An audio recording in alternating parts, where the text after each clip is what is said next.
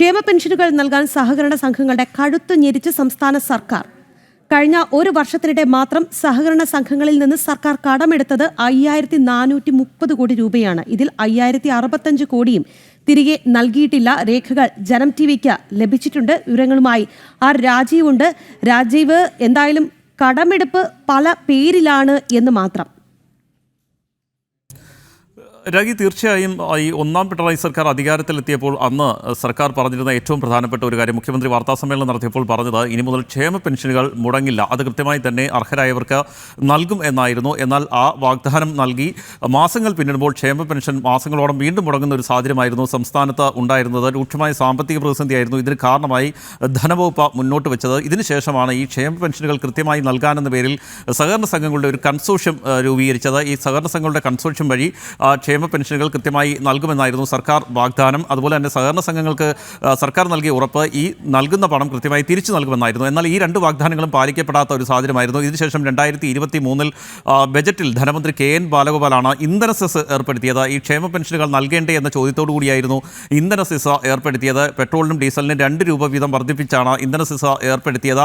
ഇതിനുശേഷവും നമുക്കറിയാം ക്ഷേമ പെൻഷനുകൾ മാസങ്ങളോളം മുടങ്ങുന്നു. തെരഞ്ഞെടുപ്പൊക്കെ അടുത്ത് വരുമ്പോഴാണ് ക്ഷേമ പെൻഷനുകൾ 2-3 തവണ ഒരുമിച്ച് സർക്കാർ നൽകിക്കൊണ്ടിരിക്കുന്നത്. ഇപ്പോഴും ക്ഷേമ പെൻഷൻ 3 മാസത്തോളം കുടിശ്ശികയാണ്. ഈ രീതിയിൽ മുന്നോട്ട് പോയിക്കൊണ്ടിരിക്കുകയാണ്. ഏതായാലും ഈ സഹകരണ സംഘങ്ങളെ ഊറ്റിപ്പിഴിഞ്ഞാണ് ഈ ക്ഷേമ പെൻഷൻ നൽകാനുള്ള പണം സർക്കാർ ഉണ്ടാക്കുന്നത് എന്നതിൻ്റെ തെളിവുകൾ കൂടിയാണ് പുറത്തേക്ക് വരുന്നത്.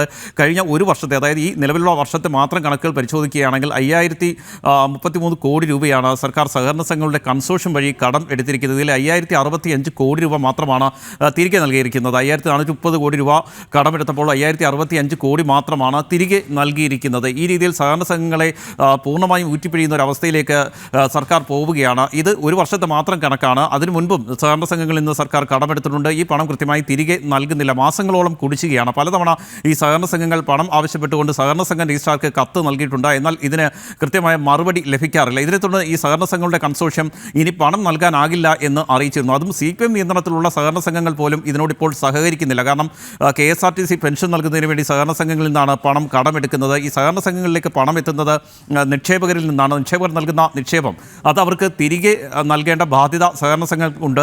അതുപോലെ തന്നെ റിസർവ് ബാങ്കിൻ്റെ എല്ലാ ചട്ടങ്ങളും കാറ്റിൽ പറത്തിയാണ് ഈ രീതിയിൽ സർക്കാർ ഈ പണം ഏറ്റെടുത്തുകൊണ്ടിരിക്കുന്നത്. ഇതിങ്ങനെ തുടരുകയാണ്. അതുകൊണ്ട് തന്നെ CPM നിയന്ത്രണത്തിലുള്ള സഹകരണ സംഘങ്ങൾ പോലും ഇതിനോട് യോജിക്കുന്നില്ല. അവർ അതിൽ നിന്ന് വിട്ടു നിൽക്കുകയാണ്. നേരത്തെ ഈ സഹകരണ സംഘങ്ങളുടെ കൺസോർഷ്യം രൂപീകരിച്ചുകൊണ്ട് 2000 കോടി കണ്ടെത്തി നൽകണമെന്ന് സംസ്ഥാന സർക്കാർ ആവശ്യപ്പെട്ടപ്പോൾ സഹകരണ രജിസ്ട്രാർ നൽകിയ മറുപടി ഈ സഹകരണ സംഘങ്ങളുടെ കൺസോർഷ്യവുമായി സഹകരിക്കാൻ സഹകരണ സംഘങ്ങൾ തയ്യാറാകുന്നില്ല. അത് CPM ഭരിക്കുന്ന സഹകരണ സംഘങ്ങൾ പോലും തയ്യാറാകുന്നില്ല എന്നാണ്. അതിൻ്റെ കാരണമെന്ന് പറയുന്നത് ഈ കോടികളുടെ കുടിശ്ശികയാണ്. ഈ പണം തിരികെ നൽകാൻ സംസ്ഥാന സർക്കാർ തയ്യാറാകുന്നില്ല. അത് വലിയ പ്രതിസന്ധി സഹകരണ സംഘങ്ങൾക്ക് ഉണ്ടാക്കുന്നുണ്ട്. ഏതായാലും സ്വന്തം നിലയ്ക്ക് ഈ നൽകേണ്ട ക്ഷേമ പെൻഷനാണ് സഹകരണ സംഘങ്ങളെ ഇങ്ങനെ ഊറ്റിപ്പിഴിഞ്ഞ് സർക്കാർ നൽകിക്കൊണ്ടിരിക്കുന്നത്. അതിൽ പോലും കോടികളുടെ കുടിശ്ശിക വരുന്നു. പിന്നെ എന്തിനു വേണ്ടിയാണ് ഇന്ധന സെസ് ഏർപ്പെടുത്തിയത് എന്ന ചോദ്യം കൂടി ഇവിടെ ഉയരുന്നുണ്ട്. മറ്റെങ്ങും ഇല്ലാത്ത രീതിയിലുള്ള വിലവർധനയാണ് പെട്രോളിനും ഡീസലിനും സംസ്ഥാനത്ത് നിലനിൽക്കുന്നത്. അതായത് 2 രൂപ വീതം ഇന്ധന സെസ് വർദ്ധിപ്പിക്കുകയാണ് സംസ്ഥാന സർക്കാർ ചെയ്തിരിക്കുന്നത്. അതേസമയം തന്നെ നമുക്കറിയാം ഒരു വശത്ത് ദൂർത്തൊക്കെ യഥേഷ്ടം ഇങ്ങനെ തുടരുന്നുണ്ട്. അതിന് പണം കണ്ടെത്തുന്നതിനൊന്നും ഇതൊരു തടസ്സമായി നിൽക്കുന്നുമില്ല. രാഖി, ദൂർത്തിനും കുറവില്ല, ഒപ്പം കടമെടുപ്പിനും കുറവില്ല. ക്ഷേമ പെൻഷനുകൾ നൽകാൻ സഹകരണ സംഘങ്ങളുടെ കഴുത്ത് സംസ്ഥാന സർക്കാർ ഞെരിക്കുന്നു എന്നതാണ് ഏറ്റവും ഒടുവിലായി പുറത്തുവരുന്ന വാർത്ത. കഴിഞ്ഞ ഒരു വർഷത്തിനിടെ മാത്രം സഹകരണ സംഘങ്ങളിൽ നിന്ന് സർക്കാർ കടമെടുത്തത് 5430 കോടി രൂപയാണ്.